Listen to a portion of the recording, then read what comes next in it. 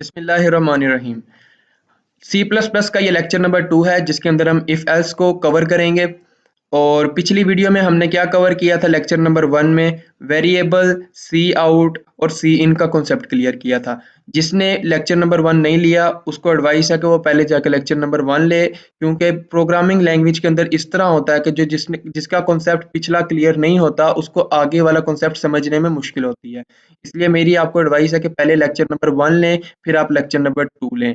और दूसरा, कुछ मेरे भाइयों ने रिक्वेस्ट की थी कि आप कोई तरीका बता दें कि नोट्स को एक्सेस कैसे करना है, उनको नोट्स एक्सेस नहीं करने आ रहे थे। तो मैं आपको बता देता हूँ, जिस तरह ये हमारी वो वीडियो है वेरिएबल वाली, तो अगर हम इसकी डिस्क्रिप्शन में जाते हैं, शो मोर करते हैं, डिस्क्रिप्शन में जाते हैं, तो ये आपको लिंक मिल जाएगा notes for chapter 1। Her video के अलहदा नोट्स होंगे, हर वीडियो के अलहदा नीचे इधर लिंक ऐड किया गया होगा। आप जब लिंक के ऊपर क्लिक करेंगे तो आपके वो नोट्स खुल जाएंगे। आप इसको डाउनलोड भी कर सकते हैं, आप इसको प्रिंट भी करवा सकते हैं। और बेहतर तो यही है आप इसको प्रिंट करवा लें, नहीं तो आप इसको नोट को डाउनलोड करके सॉफ्ट कॉपी की सूरत में अपने पास लैपटॉप में सेव कर लें, ताकि जब भी आप इसको दोबारा से रिव्यू करें तो आपके जहन में सारे कॉन्सेप्ट रिफ्रेश हो जाएं। चलें अब हम शुरू करते हैं अपना लेक्चर नंबर 2। इसके अंदर हम कवर करेंगे इफ़ एल्स को। इफ़ एल्स क्यों यूज होता है? Use when we have to make decision choice. जब हमने कोई डिसीजन लेना होता है तो हम इफ एल्स को यूज करते हैं। चले हम इसको प्रैक्टिकली करते हैं, फिर मैं आपको समझाता हूँ कि ये होता क्या है। इधर हम चलते हैं, ये हमारा प्रोग्राम है। ये मैंने आपको सारा समझाया था पिछले लेक्चर में, ये क्या होता है, वेरिएबल कैसे बनाते हैं, और सी आउट कैसे करवाते हैं और सी इन कैसे करवाते हैं। ये हमारा प्रोजेक्ट है, ये हमारा प्रोग्राम है जिधर हम प्रोग्राम लिखेंगे। फर्स्ट ऑफ ऑल हम एक इफ की कंडीशन लगाएंगे। ये एक सेंटेक्स है इफ को लिखने का। मैंने आपको बताया था सेंटेक्स क्या होता है, बस एक इफ को शुरू करने का एक रूल है जो हम इधर लगाएंगे। ठीक है, उसके लिए क्या करना है, पहले आपने इफ कीवर्ड को लिखना है, फिर आपने ब्रैकेट्स लगानी है। ब्रैकेट्स के अंदर आपने क्या लिखना है, कंडीशन लगानी है। कंडीशन मतलब कि जैसे मैं आपको फॉर एग्जांपल आप बताता हूँ, 2 <10। ये एक कंडीशन है जिसका आंसर किस में आएगा, या ट्रू या फॉल्स।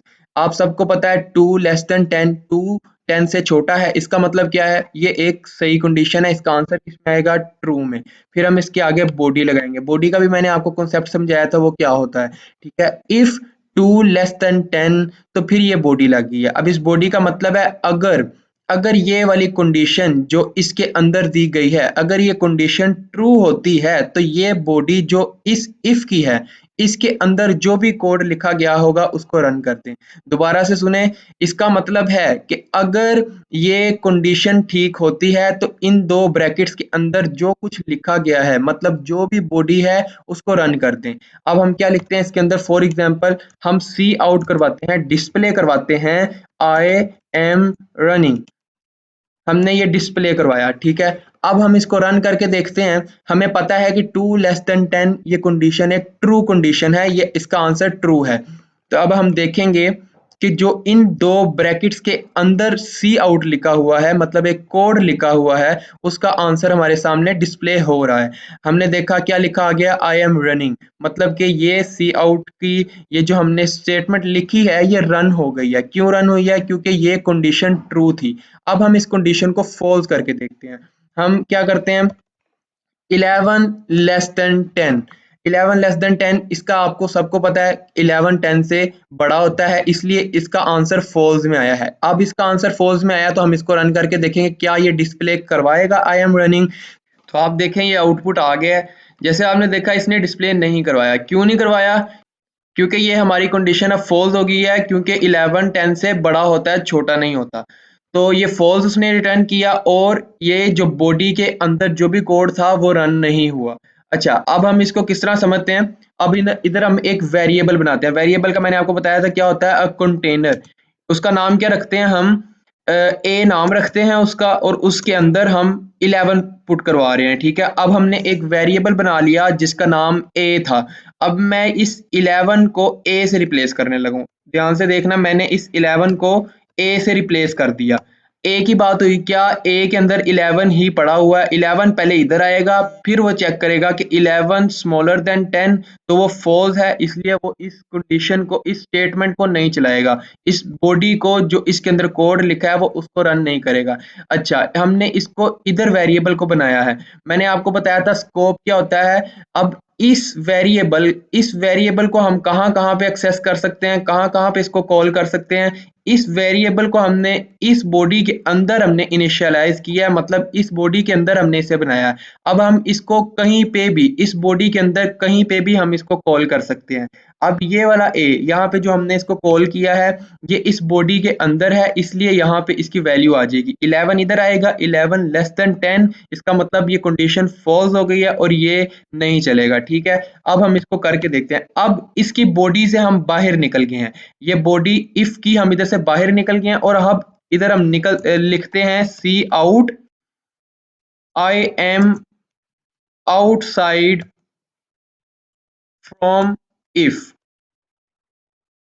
Ifs body. मैं अब मैं आपको दिखाना ये चाहता हूं कि अब देखें, जब ये कंडीशन फॉल्स हो गई तो ये जो इसके अंदर बॉडी है, इफ की जो बॉडी है वो रन नहीं करेगा, लेकिन उसके बाहर से कंटिन्यू हो जाएगा प्रोग्राम, लाइन वाइज चलेगा। पहले उसने एक वेरिएबल बनाना है, फिर उसने कंडीशन चेक करनी है, अगर कंडीशन ट्रू है तो उसने ये प्रिंट करवाना है और बाहर आ जाना है, अगर कंडीशन फॉल्स है तो उसने कुछ भी नहीं करना, ये रन नहीं करेगा और उसने वैसे ही बाहर आ जाना है। अब क्या प्रिंट होगा?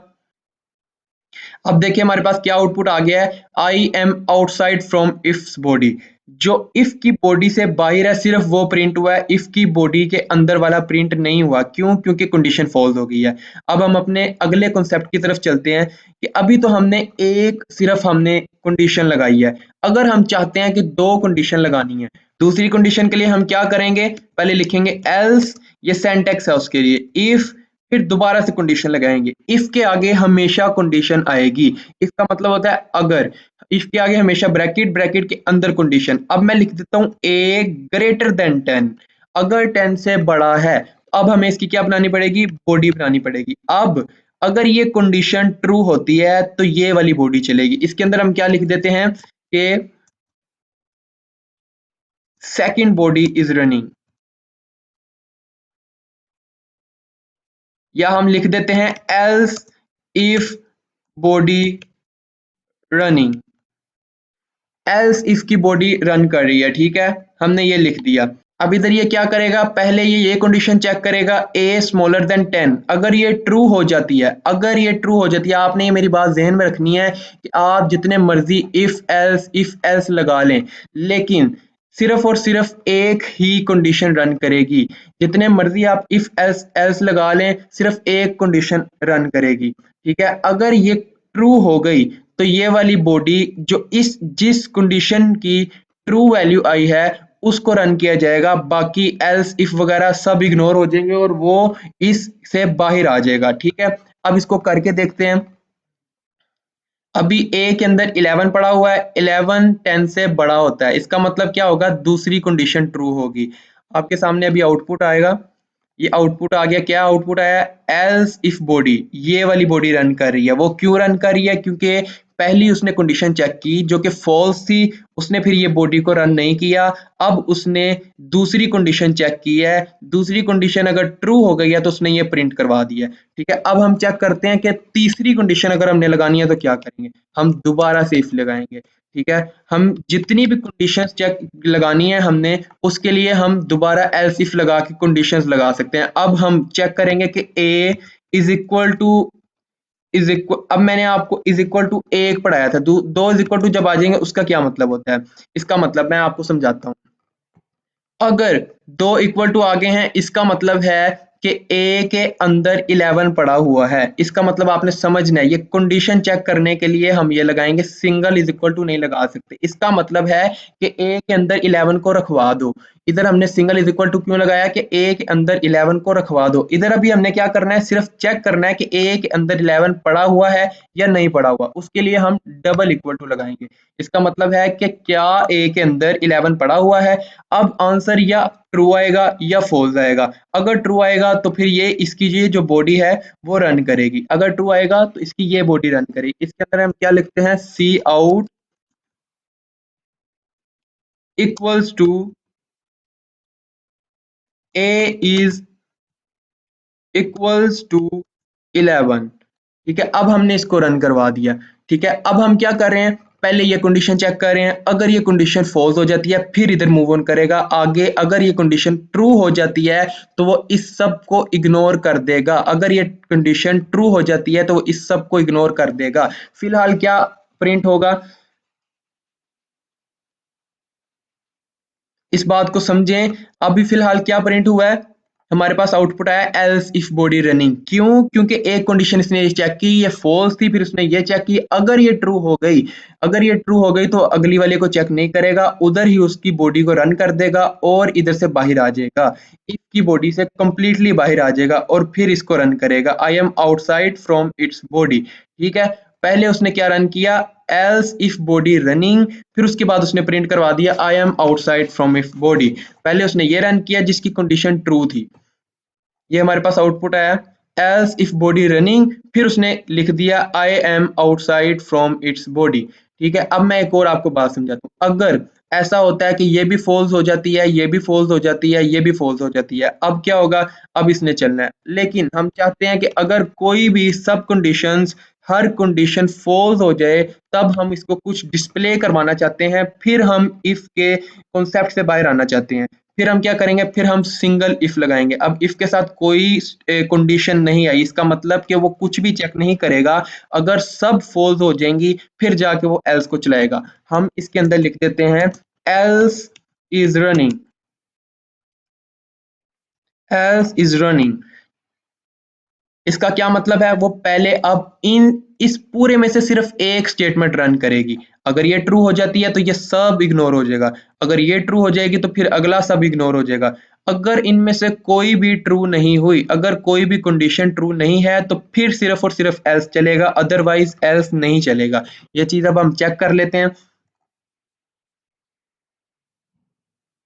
सॉरी, अब तो आउटपुट सेम ही आएगा ना, वो ये वाला चलाएगा ए एल्स इफ बॉडी रनिंग, क्योंकि इधर ट्रू हो गई है कंडीशन तो उसने सबको इग्नोर कर दिया।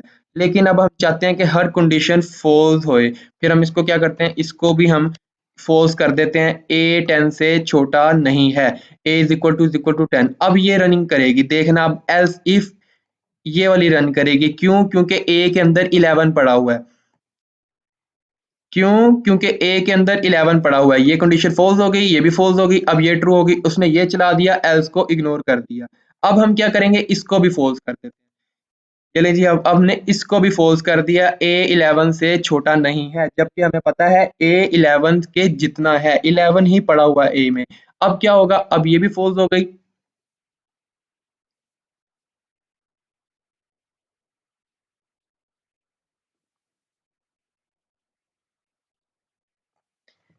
अब क्या हुआ है, पहले इसको सॉरी बंद कर लेते हैं। अच्छा, अब क्या हुआ है, अब पहले उसने ये कंडीशन चेक की, ये फॉल्स थी, फिर उसने इसको रन नहीं किया, वो इस पे आ गया, इसको कंडीशन चेक की एल्स इफ की, ये भी फॉल्स थी, फिर वो इस पर आ गया, ये भी फॉल्स थी, फिर उसने एंड पे ये प्रिंट कर दिया।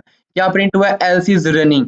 एल्स इज रनिंग तक तो प्रिंट हो गया, ठीक है। आई am outside from its body क्यों प्रिंट हुआ, क्योंकि जब ये सब खत्म हो जाएगा, कंडीशन चेकिंग सब जब खत्म हो जाएगी, उसके बाद हम इसकी बॉडी से बाहर आ जाएंगे और ये वाला रन जरूर होगा। ये बात को समझें कि जब ये सारी कंडीशंस चेक हो जाएंगी, अगर कोई भी कंडीशन ट्रू नहीं हुई तो एल्स की बॉडी रन हो जाएगी और फिर जाके ये आपका प्रिंट हो जाएगा। अच्छा, एक और कॉन्सेप्ट मैंने आपको ये क्यों बताया कि आप एल्स के बगैर भी लिख सकते हैं, आप एल्स के बगैर भी कंडीशंस चेक करवा सकते हैं, अगर कोई भी ट्रू नहीं होगी तो वो वैसे ही बाहर आ जाएगा और इसको प्रिंट कर देगा। अच्छा, अब हम अपने नोट्स की तरफ चलते हैं, हमने क्या लिखा हुआ है इसके ऊपर, ये देखें। कोई भी आपने कंडीशन कर लगानी है, कोई भी चॉइस करनी है, तो फिर आप इसका यूज करेंगे, अगर तो ट्रू होगा तो वो बॉडी रन आउट हो जाएगी, अगर फॉल्स होगा तो वो आगे मूव कर जाएगी। हम कितनी भी कंडीशंस को ऐड कर सकते हैं, किस तरह, एल्स इफ कंडीशन लगाकर हम कितनी भी कंडीशंस को ऐड कर देंगे, लेकिन चलेगी कितनी, सिर्फ एक। इस पूरे सेंटेक्स में से ओनली रन वन बॉडी, सिर्फ एक बॉडी रन करेगी, अगर तो ये सब फॉल्स हो जाएंगी तब जाके एल्स रन कर जाएगी। इस उम्मीद है कि आपको ये कॉन्सेप्ट समझ आ गया होगा। अब ये कंडीशन ऑपरेटर्स हैं, मैंने आपको कौन सा पढ़ाया, ग्रेटर देन का मैंने पढ़ा दिया, ठीक है। लेस देन का भी आपको पता है, इक्वल्स टू का भी मैंने आपको बताया। इक्वल्स टू का मतलब है अगर a इज इक्वल टू, इधर मैंने लिखा था एक, इसको अभी क्लियर कर देते हैं। यहाँ पे हम एक प्रोग्राम बनाते हैं, if a is equal to 11 then print C out a is equal to 11।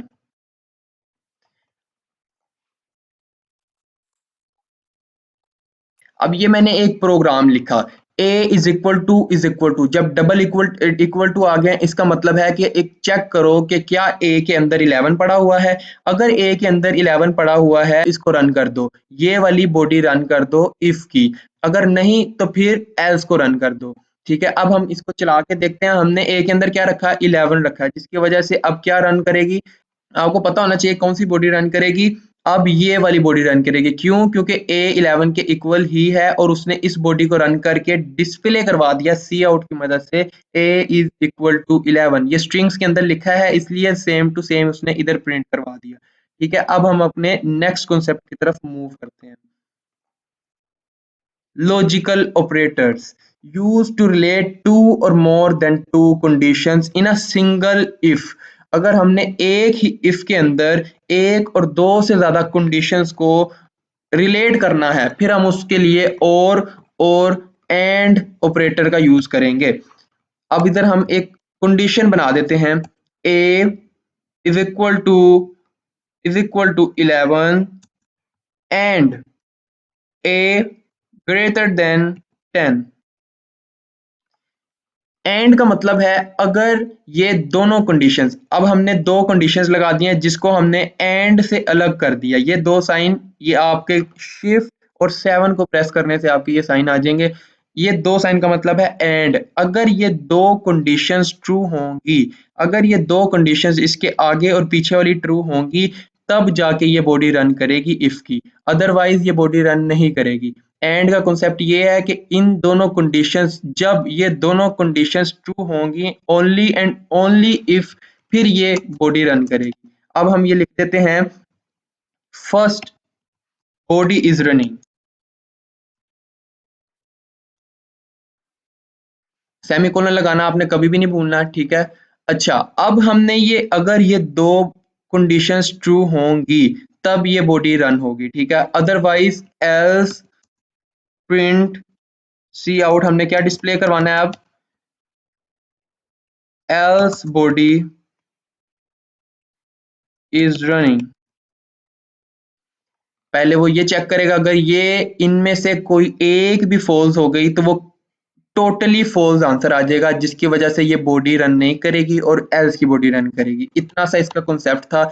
इसके अलावा अब और का क्या मतलब है, अगर हम इधर और लगा देते हैं, ये आप शिफ्ट और एंटर के ऊपर एक की है, उसको प्रेस करेंगे तो ये दो लाइंस आएंगी, जिसका मतलब है और, ये और का साइन है। इसका मतलब है कि अगर ये दो कंडीशंस, इन दो a is equal to 11, a greater than 10, अगर इन दो में से कोई एक भी कंडीशन ट्रू है तो फिर इस बॉडी को रन कर दें, अदरवाइज आप आगे चले जाएं, ठीक है। अगर इन दोनों कंडीशंस में से कोई एक भी ट्रू है तो वो आंसर ट्रू आएगा कंडीशन, इस पूरी कंडीशन का, और फिर ये बॉडी रन हो जाएगी। अदरवाइज आंसर फॉल्स आएगा, उससे नेक्स्ट वाला पार्ट रन हो जाएगा, ठीक है।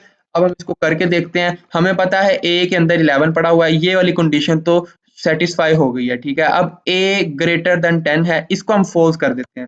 a लेस देन 10, ये हमारी फॉल्स हो गई है और ये हमारी ट्रू हो गई है। अब ये रन करेगा, जरूर रन करेगा, फर्स्ट बॉडी रन करेगी। वो क्यों, क्योंकि एक कंडीशन ऑलरेडी ट्रू हो गई है, और के अंदर एक कंडीशन का ट्रू होना जरूरी है बस, और एंड के अंदर आपकी दोनों कंडीशंस का ट्रू होना जरूरी होता है। अगर ये एक कंडीशन ट्रू हो गई, उसने रन करके डिस्प्ले करवा दिया, फर्स्ट बॉडी इज रनिंग, ठीक है। आपको उम्मीद है कि ये कॉन्सेप्ट समझ आ गया होगा। अभी हम इसके प्रैक्टिस क्वेश्चंस करते हैं, फिर हमें इसका ज्यादा अच्छा तरीके से समझ आ जाएगा। प्रैक्टिस क्वेश्चन में कौन से क्वेश्चंस हैं, make a variable store a number एक इंटीजर उसके अंदर स्टोर करें, then make condition and observe how if else is working. मैंने आपको ये सारा करवा दिया है। आपको अभी क्या करना है, अभी वीडियो को पॉज करें और ये खुद से करके देखें। एक वेरिएबल के अंदर कोई वैल्यू स्टोर करवाएं और उसके साथ इफ एल्स का कॉन्सेप्ट खुद समझने की कोशिश करें। जब तक आप खुद प्रैक्टिस नहीं करेंगे आपको लैंग्वेज नहीं आ सकती, आपको खुद प्रैक्टिस करनी है। ठीक है, हम नेक्स्ट क्वेश्चन की तरफ इसलिए मूव कर रहे हैं कि मैंने आपको ये सारा बता दिया है। अगला क्वेश्चन है get an input from user. पहले हम वेरिएबल खुद बना रहे थे, उसके अंदर वैल्यू खुद डाल रहे थे। अब हमने इनपुट से एक वेरिएबल के अंदर हमने वैल्यू डलवानी है, फिर display to the user whether number is smaller than 10 और ग्रेटर देन 10। अब हमने एक वेरिएबल के अंदर पहले हमने ये वैल्यू खुद डाली, अब हमने खुद नहीं डाली, अब हमने एक खाली डब्बा बना लिया। ठीक है, अब यूजर उसके अंदर एंटर करेगा नंबर और हमने प्रिंट करवाना है कि वो नंबर 10 से बड़ा है या 10 से छोटा है। अब वीडियो को पॉज करें और खुद करने की कोशिश करें। मैंने आपको ये कॉन्सेप्ट पिछली वीडियो में समझाया था कि यूजर से हमने इनपुट कैसे डालना है। अगर आपको नहीं पता तो आप पिछली वीडियो देख सकते हैं। वीडियो को पॉज करें और खुद ट्राई करें, फिर मैं आपको सॉल्व कराता हूँ। चले हम इसको सोल्व करते हैं। हमने एक वेरिएबल बना लिया, एक कंटेनर बना लिया जो खाली था। अब हमने क्या किया, यूजर को कहा, हमने एक मैसेज वैसे ही डिस्प्ले करवा दिया कि उसको पता भी लगे कि आपने कोई नंबर डालना है। नहीं तो इनपुट तो आ जाएगा, डिस्प्ले करने लग जाएगा कर्सर, लेकिन बेहतर तरीका यही है कि उसको हम पहले बताएंगे, ये सेम टू सेम लिखा आएगा कि एंटर अ नंबर, फिर यूजर को पता लगे कि अब तुमने एक नंबर एंटर करना है। अब हमने उससे एक इनपुट मांग ली जिसको हमने पकड़ के ए में इनपुट करवा दिया।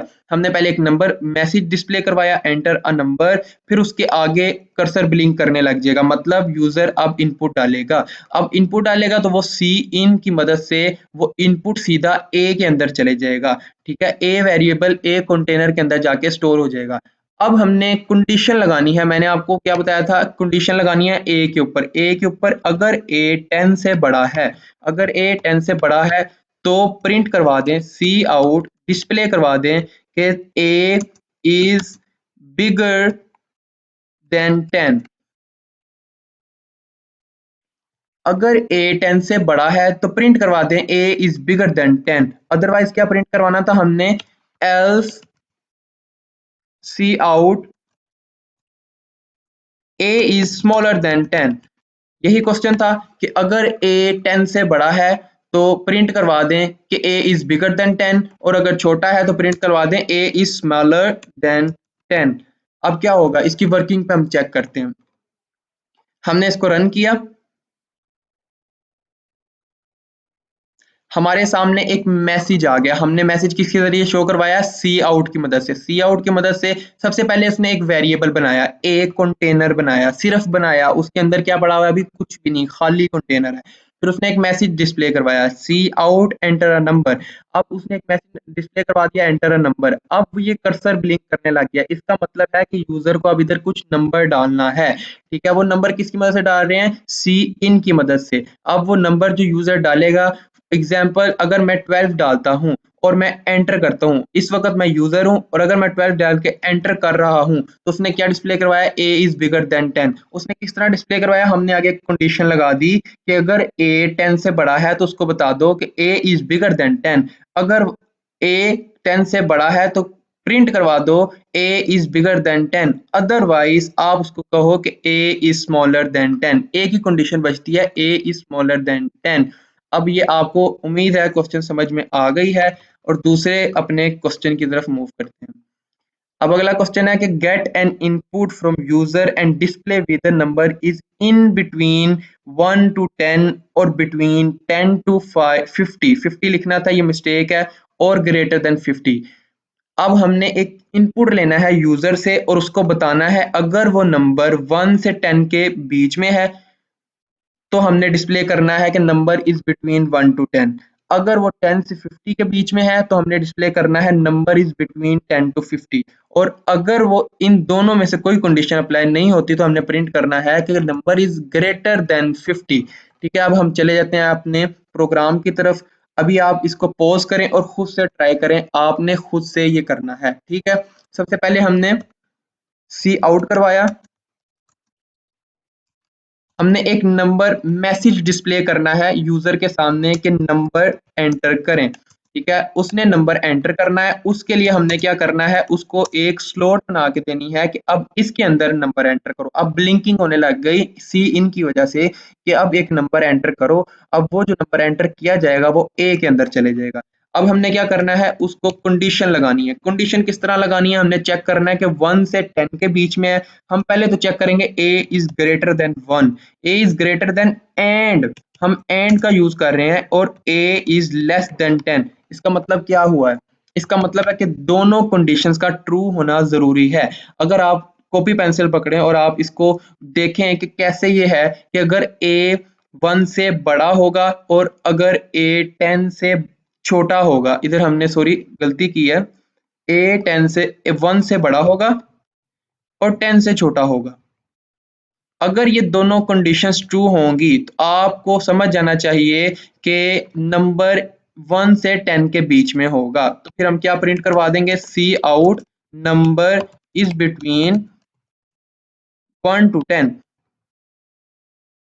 इसको समझें कि जब ये दोनों कंडीशंस ट्रू होंगी, ए 1 से बड़ा है और एंड मतलब ये उर्दू जबान का और है कि अगर ए 1 से बड़ा है और अगर ए 10 से छोटा है तो प्रिंट करवा दो कि number is between 1 to 10। Otherwise अब क्या करना है, अब हमने एक और कंडीशन चेक करनी है कि जो क्या है कि अगर ए 10 से बड़ा है और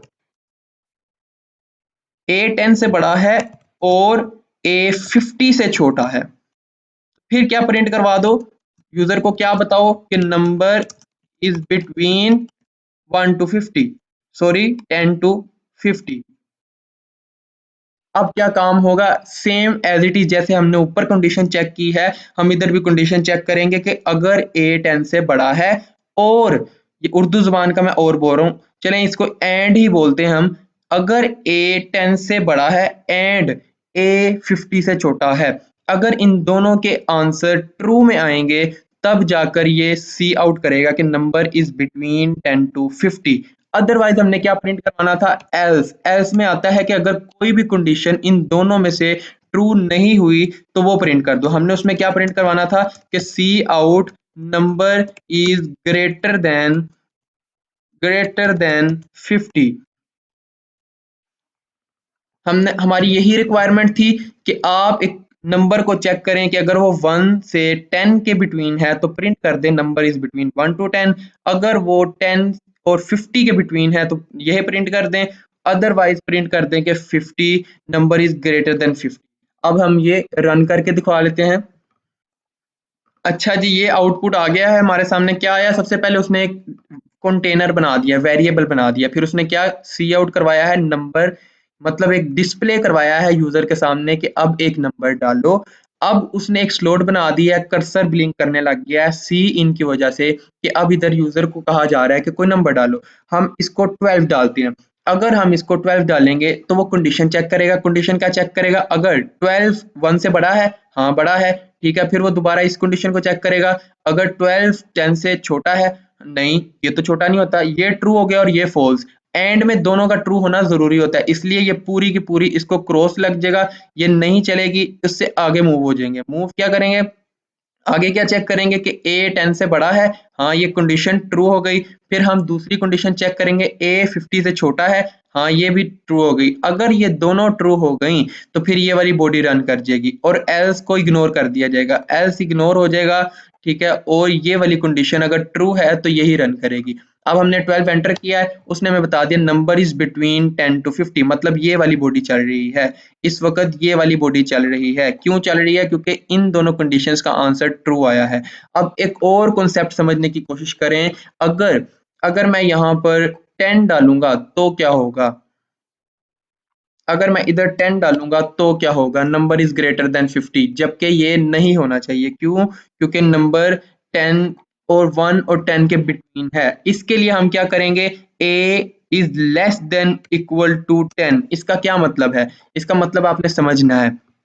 इसने कहा कि इसमें भी दो कंडीशंस आ गई कि अगर a, अभी पहले हम इन दो कंडीशंस की बात कर रहे थे, अब एक इतनी सी जगह पे दो कंडीशंस आ गई हैं कि अगर a 10 से छोटा है या या 10 के बराबर है।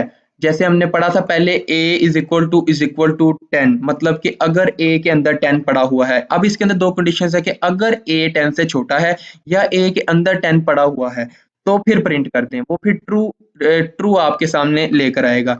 अगर इसी तरह हम यहाँ पे लिख देते हैं a is less than is equal to, इसका मतलब अब ये है कि अगर a लेस देन, अगर a बिगर देन, सॉरी, अगर a बिगर देन 1 है या फिर a इज इक्वल टू 1 है तो फिर इसको ट्रू रिटर्न करो, ठीक है। अदरवाइज ये फॉल्स रिटर्न करेगा। अगर ये दोनों फॉल्स होंगी तब फॉल्स रिटर्न करेगा, अगर एक भी ट्रू कर गई तो वो ट्रू रिटर्न करेगा। अब इसको समझना, पहले क्या प्रिंट कर रहा था कि नंबर इज ग्रेटर देन 50, क्योंकि ये दोनों उसने फॉल्स कर दी थी। अब हमने इसको ट्रू किस तरह किया है कि अब हमने इक्वल टू लगा दिया कि अगर ग्रेटर देन 1 है या फिर इक्वल टू 1 है या फिर ग्रेटर देन लेस देन 10 है या इक्वल टू 10 है तो फिर ट्रू रिटर्न करो। अगर इधर से भी ट्रू मिल गया, इधर से भी ट्रू मिल गया तो एंड की कंडीशन पूरी होगी। एंड को 2 ट्रू चाहिए होते हैं तो फिर ये रन कर देगा। अब हम 50 लगाएंगे। अगर अब हम 10 लिखते हैं तो क्या प्रिंट करेगा, नंबर इज बिटवीन 1 एंड 10, मतलब अब ये कंडीशन ट्रू हो गई। अब उसने अगला सारा इग्नोर कर दिया, ठीक है। इसी तरह अब हम अपने नोट्स में चलते हैं, उधर देखते हैं हमने क्या लिखा हुआ था। कि मैंने आपको ये चीज यहाँ पे ऑपरेटर्स करवाए थे, कंडीशनल ऑपरेटर्स, इसका मतलब है greater than, less than, equals to, फिर हमने लेस देन और इक्वल टू, ये और मैंने आपको कॉन्सेप्ट समझाया है कि अगर या लेस देन होगा या इक्वल टू होगा तो वो ट्रू रिटर्न कर देगा, अगर ग्रेटर देन और इक्वल टू होगा तो ट्रू रिटर्न कर देगा। इसी तरह नॉट इक्वल टू को भी समझते हैं। अभी फिलहाल अभी आपके लिए इतने बहुत हैं। नॉट इक्वल टू को हम बाद में समझेंगे जब हम आगे फॉर लूप वगैरह समझेंगे। लॉजिकल ऑपरेटर्स मैंने आपको पढ़ा दिए हैं, एंड और। अब आपका काम ये है कि फोर्थ है, ये एक प्रोजेक्ट है आपके लिए कि make a calculator which takes two values then ask for operation. एक ऐसा प्रोग्राम बनाएं कि जो एक कैलकुलेटर बनाएं कि जो यूजर से पहले दो वैल्यूज मांगे। मैं आपको गाइड कर देता हूँ कि जो पहले यूजर से दो वैल्यूज मांगे, आपको दो डिफरेंट वेरिएबल्स में उसको रखवाना होगा। फिर उसके सामने एक मेन्यू प्रिंट करें कि आपने प्लस करवाना है, माइनस करवाना है या फिर मल्टीप्लाई करवाना है या डिवाइड करवाना है। अब इन सब को आपने इंटीजर से शो करवाना है। मेन्यू के अंदर, मैसेज के अंदर जो आपने मैसेज शो करवाना है उसके सामने मेन्यू रखना है, वो मैसेज में शो करवाएं और आप कहें कि 1 दबाएं प्लस के लिए, 2 दबाएं उसके माइनस के लिए, और इसी तरह आप आगे जाके इफ एल्स की कंडीशन के जरिए आप अपना कैलकुलेटर बनाएं। अगर आपसे ये प्रोजेक्ट बन जाता है तो वेल एंड गुड, अदरवाइज हम अगली वीडियो में इसको कवर करेंगे और मैं आपको ये बनाना सिखाऊंगा, ठीक है। आज के लेक्चर के लिए इतना ही, उम्मीद है आपको ये पसंद आया होगा। अगर आपको कोई चीज नहीं समझ आई तो आप मुझे इंस्टाग्राम पे मैसेज कर सकते हैं, उसको हम नेक्स्ट वीडियो में कवर कर लेंगे। हर वीक में इंशाल्लाह 2 या 1 वीडियो एटलीस्ट जरूर आए। तो नेक्स्ट हमारा टॉपिक होएगा फॉर लूप और इससे आगे हम इसको लेकर चलेंगे। अगर आपको इसमें कोई कॉन्सेप्ट समझ नहीं आई तो आप मुझे इंस्टाग्राम पे मैसेज कर सकते हैं, जिसको हम अगली वीडियो में कवर कर लेंगे इंशाल्लाह। चलें, इस आज के लिए सिर्फ इतना ही। इसको ज़रूर प्रैक्टिस करिएगा, जो प्रोजेक्ट आपको मिला है आपने उसको ज़रूर बनाना है। प्रैक्टिस के बगैर लैंग्वेज सीखना मुमकिन नहीं है। Thank you so much for watching. अपने दोस्तों के साथ शेयर करें, इसको सब्सक्राइब कर लें ताकि आगे आने वाली कोई भी वीडियो जब भी आए तो आपको नोटिफिकेशन आ जाए और आप उसको फ़ौरन देख लें। Thank you.